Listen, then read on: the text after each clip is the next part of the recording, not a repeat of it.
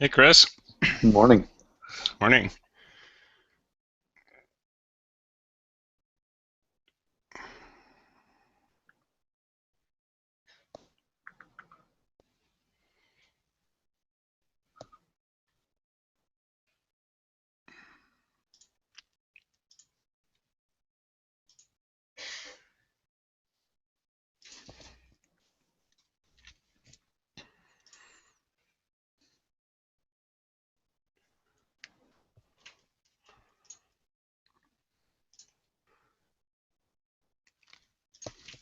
Just waiting for a couple of people from the Firebug team. Yeah, of course. I'm trying to isolate a bug in JSKit.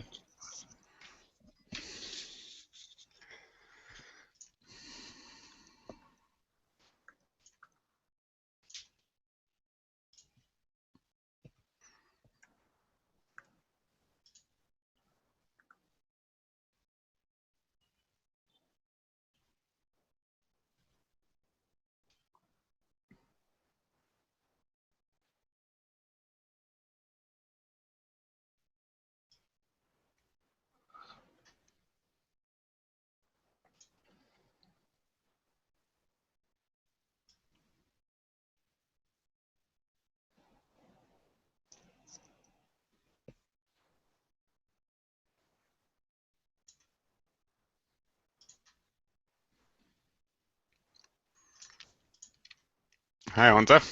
Hello?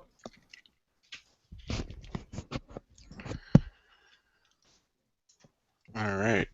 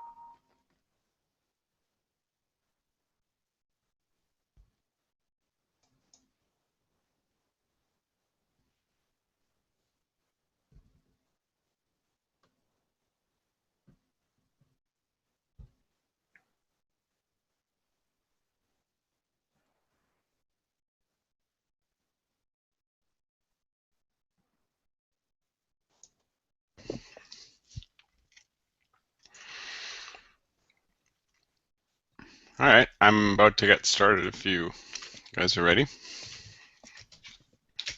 Yep. Okay, so you can see my screen okay? Yes, I do. Could be more, be bigger. Yeah, I can read the text. I'm going to make the text bigger, and the browser is going to be a little smaller.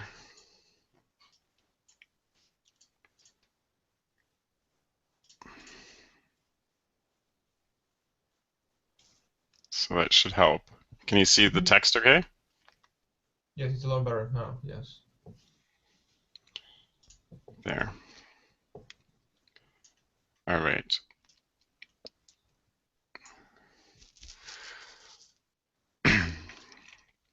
Okay, so today I wanted to go over um, uh, I've been building things out and setting things up so that to show my approach of how I would go about, say, if I wanted to now integrate some of the Firebug components into my project.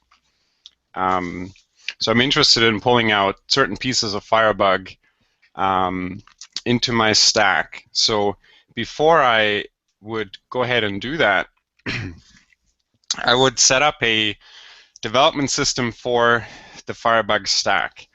And the point of the development system is to pull in the Firebug projects and deploy them to an instance so that I then have a system that deploys the Firebug components. And then once I have them isolated on an instance separately, I can then start pulling in components from that instance into my stack.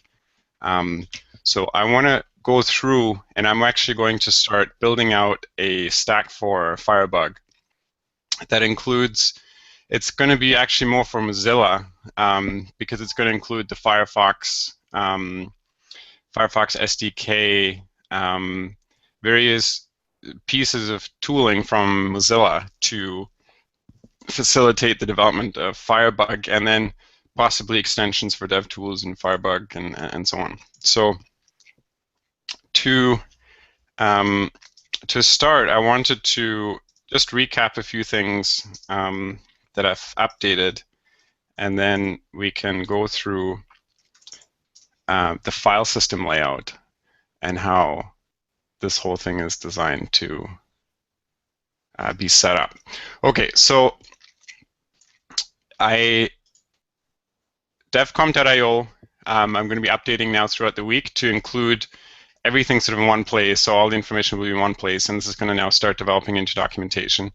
All the devcomp.io projects are up on GitHub, devcomp-io, and there is one primary project called devcomp, and then there's already sub-projects that are part of that that are going to make it up onto the devcomp instance. And then I've created a new project called devcomp workspace sibling, which is an example of how to set up a workspace that works in conjunction with this develop companion system. And that's how I've set up the Firebug one. So that's sort of the project structure. Now, to work on Developer Companion, the idea is that you create yourself a workspace directory. So in here, in your file system, in my file system, I have several directories. Actually, let me open that in Sublime. Or is this already it? Oh yeah, this is it. Okay, so I've picked an arbitrary directory on my file system. So I have an internal one, and then demo and external. So I call these workspaces. So I create a workspace directory, and the idea of a workspace directory is that it then holds all your systems. And in this case, we've created Genesis demo directory, and that's the one we have in Sublime open here. And in here, I have two clones primarily. We can ignore this one. We have devcomp, which is a clone of the Develop Companion system. And then we have a clone of the Firebug dev system, which is a clone of the sibling workspace. So the way you would start a project, it's in the README of this devcomp sibling workspace thing.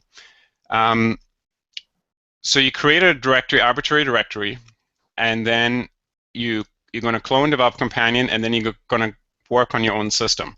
Now, the point to clone Develop Companion into this workspace first is that when you clone Develop Companion, it's going to download and provision all the dependencies it needs to launch the entire Develop Companion system.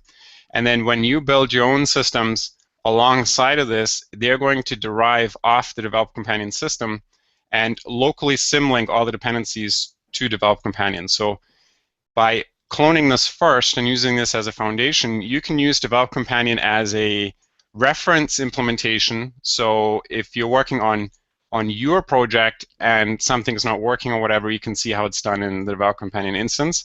Also, if you're working on multiple projects, you can easily blow away your dependencies and relink them very quickly without having to reprovision all of them. And that can become a lengthy process once your systems get larger. So to set up a workspace, right now we need OS X. It should work with any Unix toolchain, and that's the goal short term.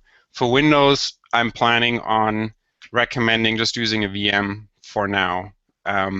So the Developer Companion tooling would run within a VM on Windows, and then on the client side, you can use the web browser on your Windows desktop to connect to that instance, and then start building and tooling that way to So, link up with your Windows system.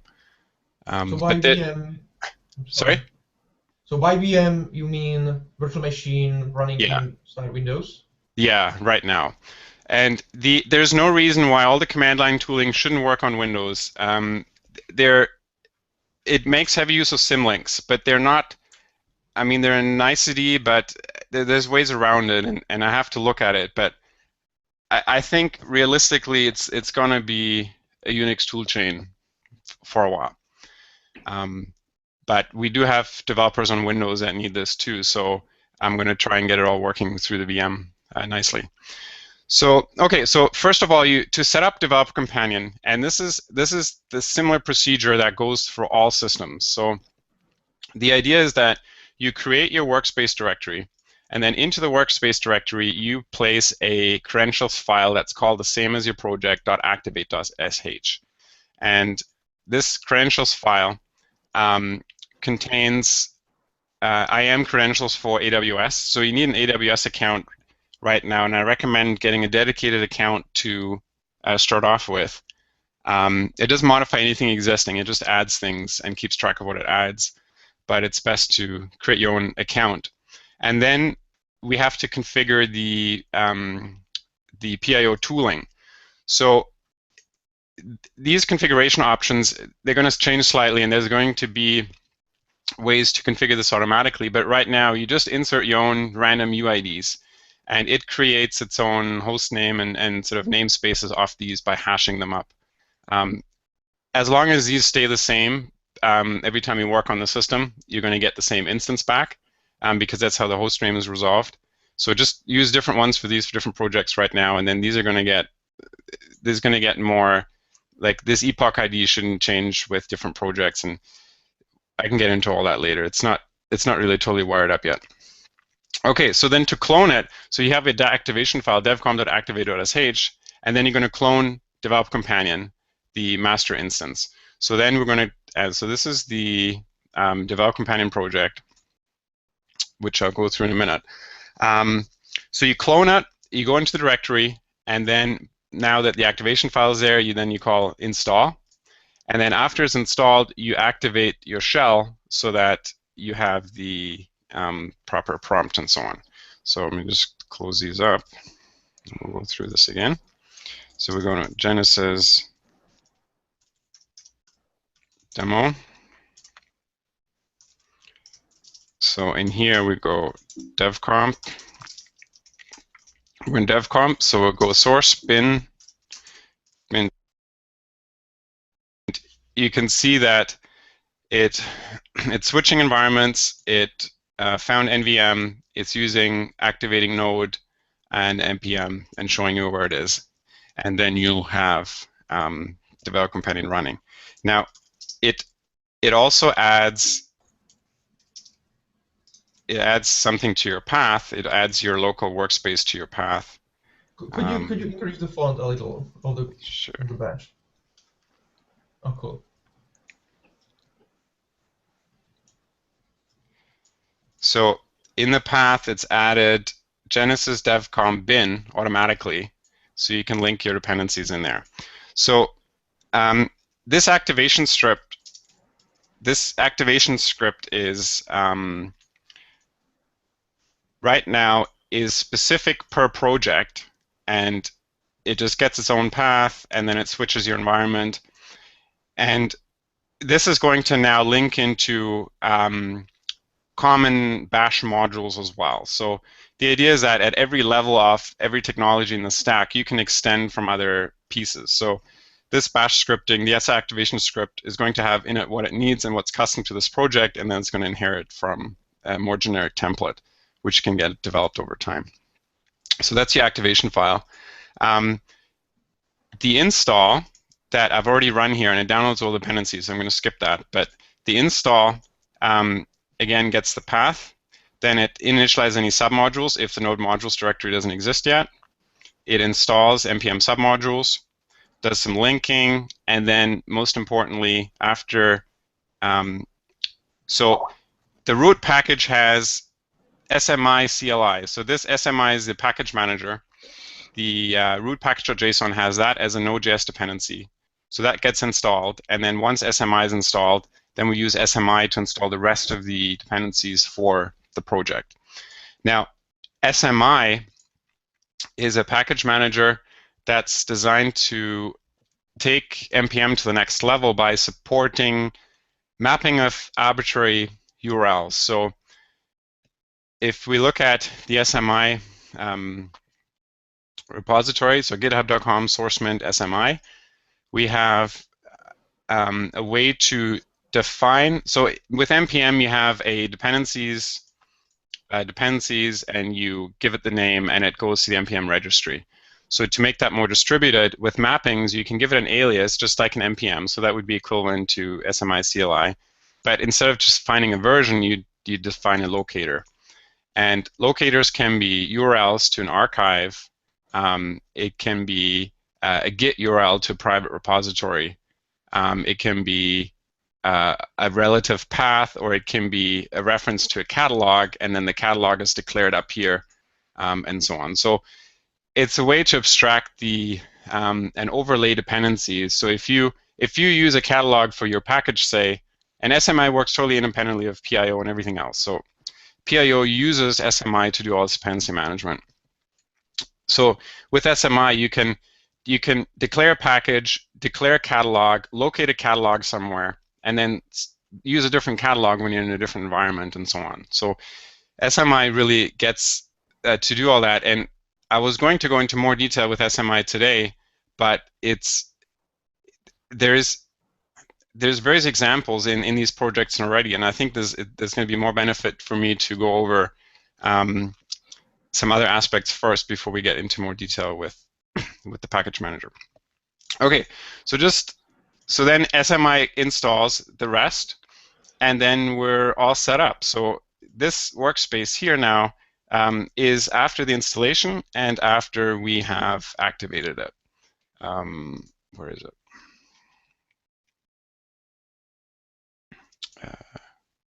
Firebug dev comp, there.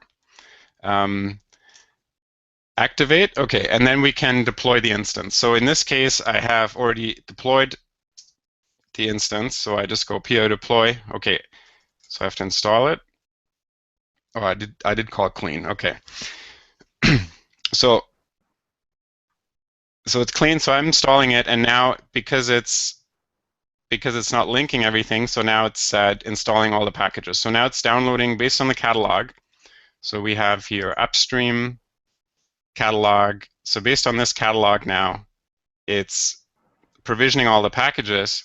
And if you look at OS Inception, that's the catalog. Here you can see all the packages being provisioned and so on. So this is all coming in automatic from upstream. And between now and the end of the year, I'm going to tie in all my abstracted tooling to get this whole installation process really fast. So there's lots of caching opportunities and lots of ways to keep things locally and so on, that this install command is going to run real quick in the near term. So this is going to install everything. So it installs everything in the catalog, and after everything is installed in the catalog, it then goes through and installs all the dependencies, as we can see now here, for all the different packages. And this is a really good way to onboard people and to make sure that your whole stack works everywhere. So after it's done, I can go PIO list as an example, and I can list all the services now that are on this stack. So if we look at oh, is it just white enough? There you go. So we have different groups of services.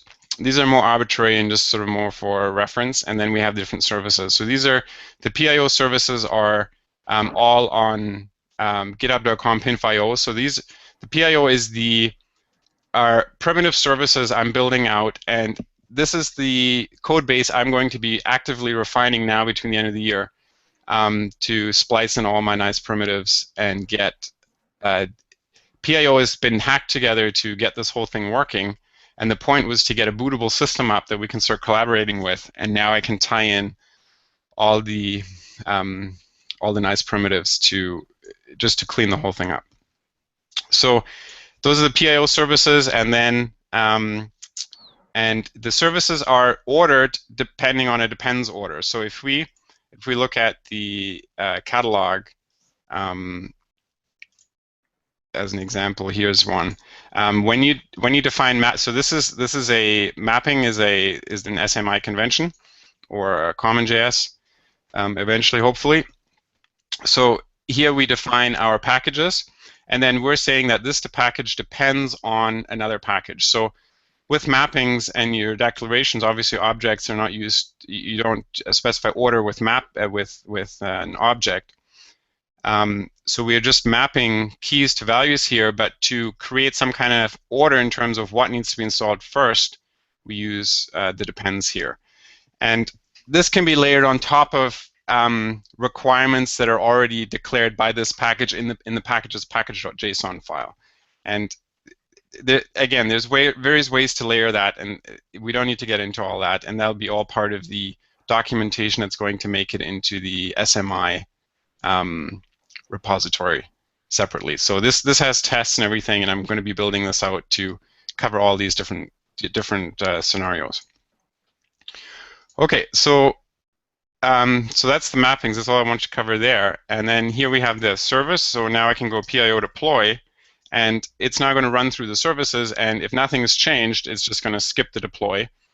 And if something has changed, here did it convert, but nothing changed, and nothing is changing. So the first time you run PIO deploy, it's going to provision the instance for you.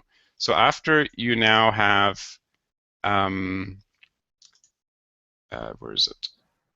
Okay, set up sibling workspace. So after you have set up the develop companion workspace, you call PIO deploy. It's going to deploy the instance, and after it's deployed, you can go PIO open, and you can access this instance's min panel. And the instance of the min panel I'm building out now, and it's a framework that allows you to overlay URLs across host names. And I don't want to get into it today how the whole admin system works, but the idea is that you have a layered list of host names that all respond to the same paths. So the way this is worked out here is we have a few servers. So the root server, say, is iopinf server www, and then on top of that, actually I can show you in the catalog file here.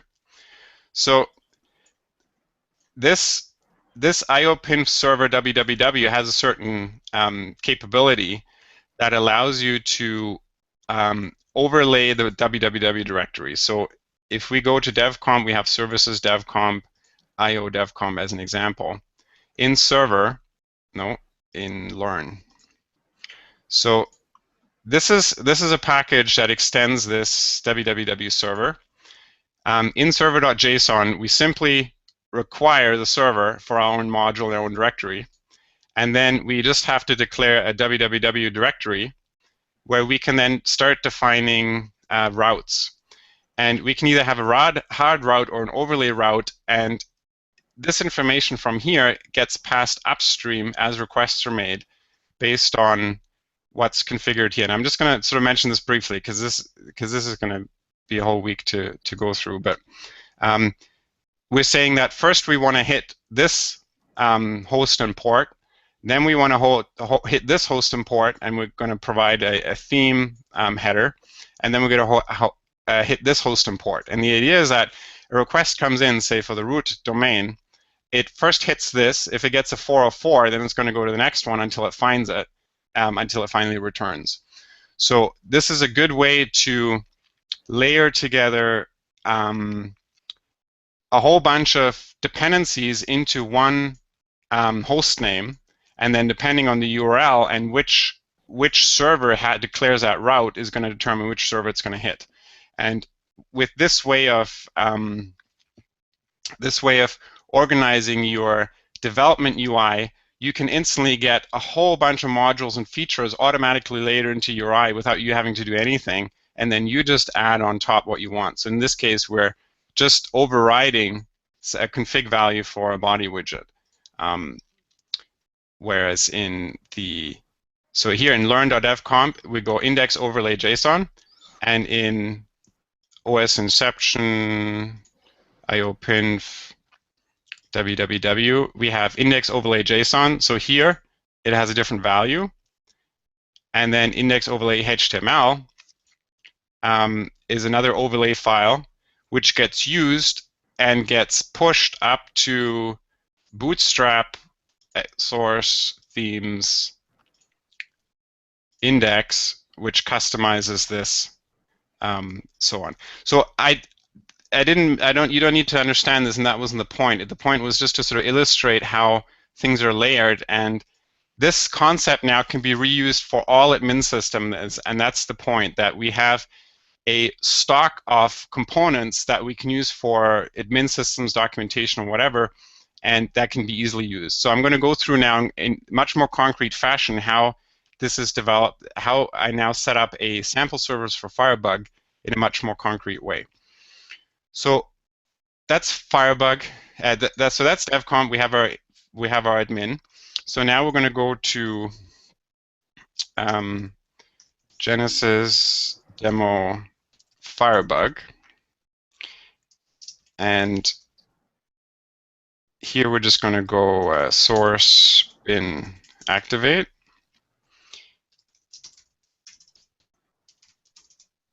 So PIO clean cleans PIO clean removes everything that gets added dynamically by SMI and PIO during the process. So when you update to upstream, what you do is you go PIO clean, then in Firebug pio.json, you update your catalog URL, and usually it's just a different hash here at the end. And then after that's done, you just call install. So in this case, it's downloading the npm dependencies, and then the rest should finish very quickly. Okay, it's done now already because it found a whole bunch of packages already that it linked automatically. So this is the example where we were working on Firebug, and now it's linking things automatically. So let's see, linking devcomp upstream OS Inception Fire widgets to Genesis, Firebug, upstream, OS Inception, and so on. So it found the dependencies in devcomp and just linked it right across. Okay, so if we go now PIO open for the Firebug one, I've already deployed this one. This had its own admin, and this is inheriting all from the develop companion. And then here we can see that there's an additional service that I've provisioned that's on in this one, that isn't on the other one. So if we open this one as an example. So the host name, devcomp, that's the namespace you declare, and then this is based on the keys that you define in that activation file. And then that's how the host name gets determined. So here's that Firebug manual test, and here it isn't. Okay, so and that's the idea, that the admin will always pick up what services are on the instance and will automatically reflect and update. And between now and next week, I'm going to spend a lot more time on the admin to really see how that's going to come along. Okay, so now we're in Firebug. So I thought, as in Firebug, it would be an interesting exercise to now start setting things up so that, say, I want to write a Firebug extension or a DevTools extension with the add-on SDK. how would I go about that? So I set up the Firebug dev system. So Firebug dev system is simply a clone of this DevComp workspace sibling, and then push to Firebug dev system, and then I've started to make modifications to it. So this is now a complete project that you can clone, and you can clone it according to these setup sibling workspace instructions. And it's the same process. You create a name. In this case, I called it Firebug. You set up the activation file. Again, you create your own IDs and so on in here. Then we're cloning the sibling workspace, or in this case, the Firebug dev system. And we can update the README in here. And then you set up your own values in pi.json to configure your instance for deployment. So you have in Firebug pio.json, you configure your instance, and these are the values that need to be configured. So you need to create a domain, and the domain needs to be provisioned on AWS so that you can use Route 53 to actually provision host names for your instances as you launch them. So you create yourself a dev domain that you provision on Route 53. You set it here. You can set your own key, or it'll generate one, and then you set an S3 bucket for assets that the system generates that you can then publish and for this to download. And then you set up your DNS adapter, and right now it supports Simple DNS or AWS for DNS. So I'd recommend right now to set up AWS. So this is all that needs to be custom configured for the Firebug one, and then you can go install, source activate, and then PO deploy, and it'll create and provision a whole instance for the Firebug system. Now, so if I can jump into, so you already did these changes into the Firebug dev system, yeah. Dev system. So you go ahead. And what exactly the source deploy does? Or sorry, the source. If you say deploy, yeah, the PIO deploy. What exactly it does? Okay, so we'll go through that next. So these setup instructions right now are manual, and in the coming weeks, I'll have to. I'm going to simplify the setup procedure. I'm going to offer a service on pinf.io that allows you to spin up instances without configuring all this. You can install the whole project called PIO deploy, and if it isn't configured yet, it'll ask you a few questions, and then it'll deploy it for you. And it'll skip this whole step. So this will even go, but I think this is simple enough as a first start. And then, okay, so then we go PIO deploy. So the first time you run PIO deploy, it's going to deploy the Firebug dev instance, and that would be good to try after this meeting. And now we're going to go through what it's actually deploying. So in the Firebug system, there's nothing new other than the services folder. So everything else is stock that I've done, and now we're going to start developing services. So the way the services are done, I thought that we would look at the manual tests, the Firebug manual tests, as an example. So Firebug manual tests, these are all the tests that can be run in the browser to test Firebug features. And I thought that these are static files, and it would be easy enough to now run this as an example on how it would work on the instance. So what we do is right now I use submodules to hook in subprojects, and that's going to change. SMI will support a different approach as well. But right now, so we have the Firebug dev system repository, and then in here we have services tests, and we have Firebug test manual repository, which is this Firebug manual test repository. And the idea is you can rename repositories, and that's the part of the point. When you start organizing your system, you're going to have services, you're going to have groups, test, dev, various types of groups, and then you're going to layer your services into it.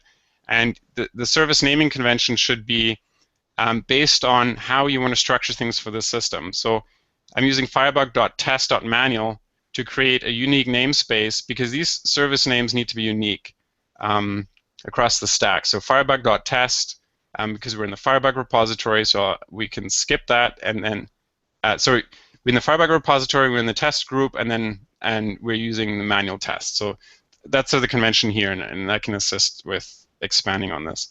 So this is a submodule. Then we have the submodule cloned as in the dev system branch. And the dev system branch now adds a few things to that service so that we can deploy it. So if we look at what's actually added, it's only a few things. So so I've modified the gitignore file to include 2 more files.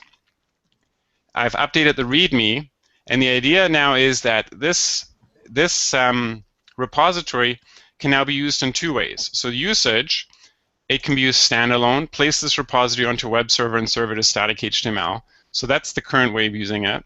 And then you can also use it within this development system. So then this project automatically deploys with the dev system. And these are the first 2 basic options. Now, if we start layering in more advanced features from Development Companion into this manual test repository, then it may not run standalone anymore. And I'm planning a feature where you can then package all the additional resources that are needed to run this, to run the additional resources that Development Companion provides, and compile them as static assets that can be then located into this repository, so you can then still run it standalone even if it uses some of the Development Companion stuff. But that's sort of an optimization a little bit down the road, because I need to finish all the asset exporting first from the instance. But that's the idea, that you can run things standalone in raw fashion, then you can run things standalone in a marked up fashion based on more advanced components and stuff that Develop Companion can provide, and then you can also run it within the dev instance. And that's part of the design of this architecture, that you can run a project in multiple contexts and everything should still work. So the other thing I added was a package.json file. We have manual tests, I call it. Dependencies, we have, again, SMI CLI. Here, I just extend the www server. This is for package linking, and this is going to go, but we just ignore it for now. And so this is the rest of the configuration. We don't need to go through that. Oh, and then it configures the www server to use the current path that the package.json file is located in as a document root. And then in the server file, we have one little server. So we extend the upstream server. We add an extra route for the root where we glob all the HTML files. We get the paths back, and we create a little HTML page that returns the results back. So that's the extent of what the modifications I had to do to the tests repository to now integrate it into the instance. To configure it for deployment in Firebug, pio.json at the bottom, I have services, test, Firebug test manual. It depends on this PinFio server. I'm going to run it on port 81, and I'm going to proxy the host names so it can actually access this on the internal port. So only port 80 is exposed and 8013 for the admin panel. So port 80 is exposed, so I'm going to say PIO proxy. I'm going to set up a proxy for a host name to the internal port, and same for the admin server. So this is the admin server, and this is the public port 80 proxy. So now we've configured the vhosts. Now this service can be deployed with PIO deploy. So we can go Firebug PIO deploy, Firebug manual tests, and there we go, it's deploying. Now, wait for it to finish. So now it's deploying, installing the dependencies, linking the www server, configuring it, deploying it, and done. Okay, and then this is what gets generated. So manual Firebug test system, here are all the files that get generated, and then you can click on a file and you can view the test. So this service is now on the instance. So anybody who clones this dev system will automatically have this manual firebug service on their instance.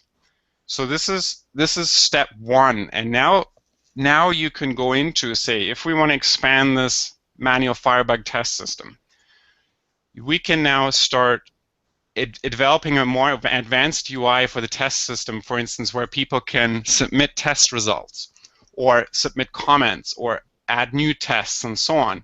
And all that logic gets built into this manual tests repository or a like a folder within it. It doesn't matter where we place it, but we can develop this functionality so that on your instance it does everything you need to, and then when other people run this instance, we can add more functionality that then centralizes some of this information, like pulls the tests from a centralized source or submits tests or comments to a centralized source or whatever it may be. But getting something running on the instance is the first step. So to show how nice it is to work with this, if you're in Firebug now, you can go PIO spin, and it'll now watch all the files that can be modified for changes. So it goes, now it's watching 2,600 files over 20 services. So in Firebug manual test, if I go now to server.js, manual Firebug tests, add an exclamation mark, click save. Once I save it, it says, oh, I found the change. It's going to upload it, sync it, and restart the service. And then I can click refresh here, and bam, the exclamation mark is there. Right. And this works for all services, and this works really nice for Node.js, and this can be layered further where once the service restarts in the back end, the UI reloads automatically, and so on. And these are all the advanced, these are all the kind of things I'm building in as stock features that can be used with any project. But the idea now is to move all projects, even if they're extension projects, and get them deployed to the system. Once they're deployed to the system, we can then run more static analysis tools and so on, and we can start breaking things up into separate projects and relinking the projects so you can continue development, even if the sources are spread out and so on.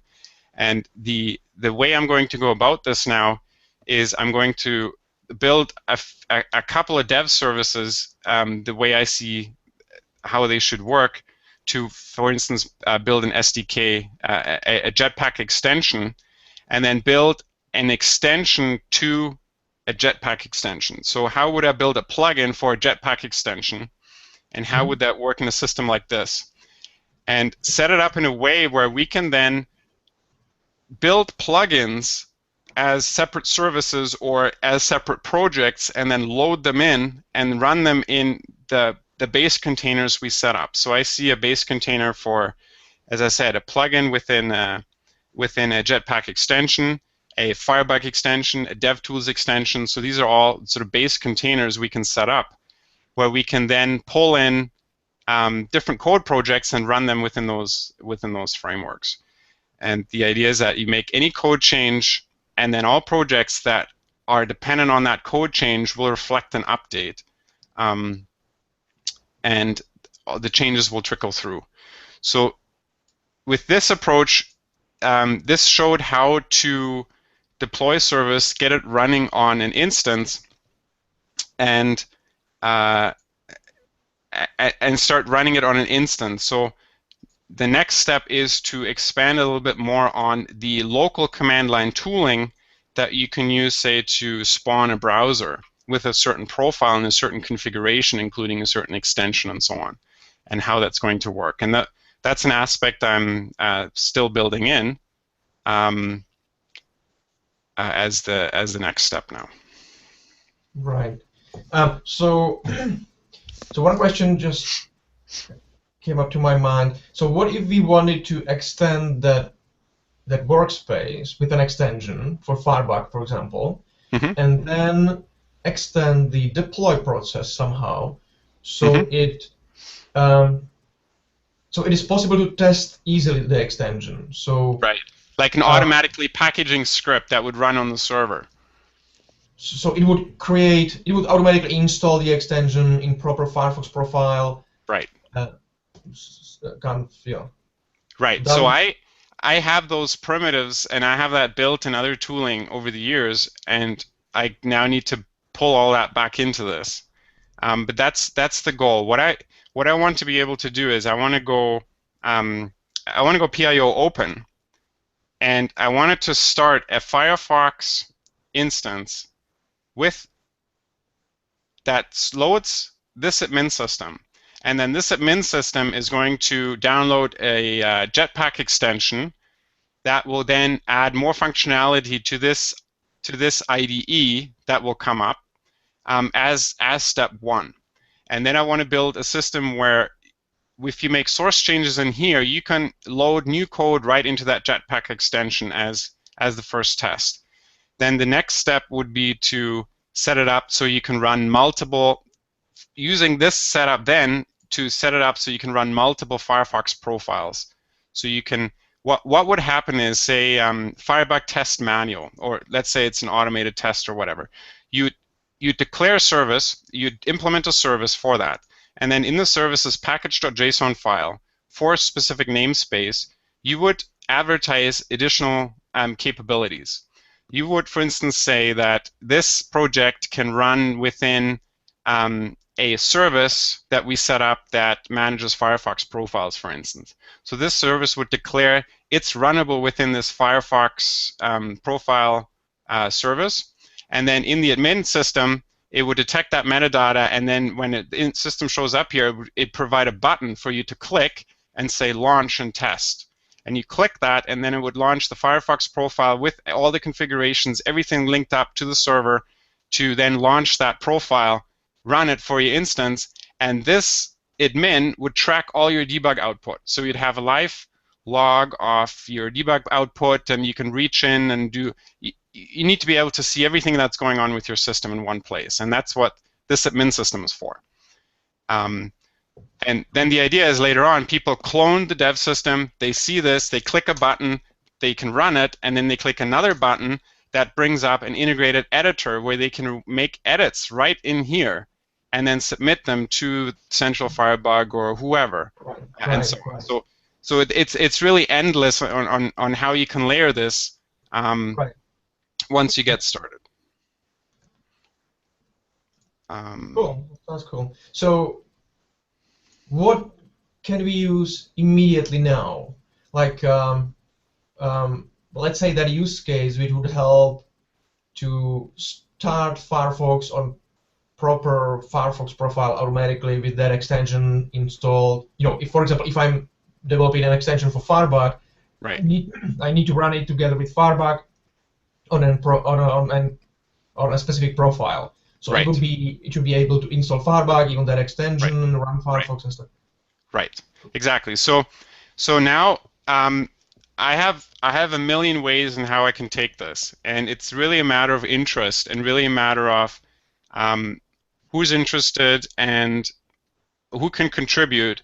And the way I see it is I've set up a roadmap page that'll make it onto devcomp.io site. And in here, Chris Cole made an interesting comment that a community makes progress based on how fast it can be taught. So I'm going to use these weekly meetings and this whole Develop Companion system as a way to teach a certain way of developing systems that I hope that is going to help people build better systems.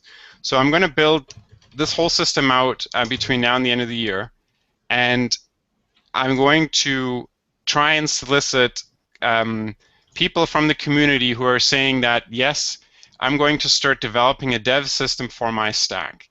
And I'll be there throughout the weeks between now and the end of the year to assist people wanting to build their stack on this foundation. And there's really two streams of work that need to be done. We need to refine a whole bunch of primitive components. And this is like, I want to layer in sound primitives like secure ECMAScript and promises and security and contracts and all kinds of stuff that I want to refine between now and the end of the year and then next year as well. So I want this dev instance to embody the nicest and best primitives that we've come up with as a web community. And then my focus will be to